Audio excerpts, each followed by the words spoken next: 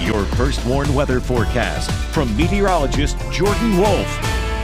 It's been a pretty mild winter thus far. We can actually look back at our temperatures both in December as well as January and now into the start of February as well. In December, our average temperature was 36.3 degrees, 9 degrees above average. In January, even though we did have that cooler stretch in mid-January, we were still above average, 23.4 degrees the average temperature in January, about 1.5 degrees above average in Rockford. And now to start out February, our average temperature 35.8 degrees, and that is 12 degrees above average, at least to start out going through yesterday. And we didn't really add on to that average of 12 above with our start that we had earlier this morning. Temperatures were down near 10 degrees in many spots to start out the morning, 12 degrees in Rockford, the low temperature, but we did make our way back up close to 30 degrees for many of us here for the afternoon, partly due to our winds shifting direction. We're now seeing those winds coming out of a more southerly and southwest direction, still holding on to some slightly cooler temperatures and breezier winds, making it feel a bit cooler,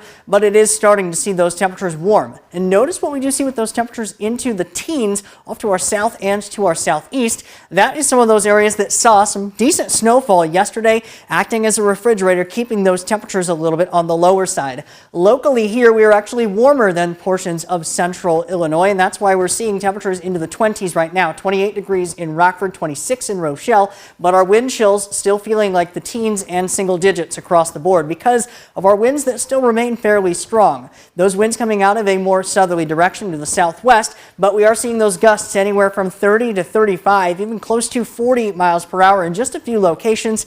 That's helping to keep those winds feeling and those temperatures feeling a little bit on the cooler side. Our weather watcher Terry out in Genoa reporting a temperature of 27 degrees along with a dew point of 16. Winds out of the southwest around 20 miles per hour for him, and he reported a morning low temperature of around 10 degrees out there in Genoa as well. Now we're seeing that sunset. We still see a little bit of a hint of color out there in the distance. Our SkyTrack camera overlooking Beloit, Wisconsin, but notice the clear skies, and we're going to be left with those as we get into the evening tonight as satellite and radar continuing to reflect that, other than a little bit of upper level clouds off to the north and northwest. Otherwise, we're going to remain clear into the night tonight.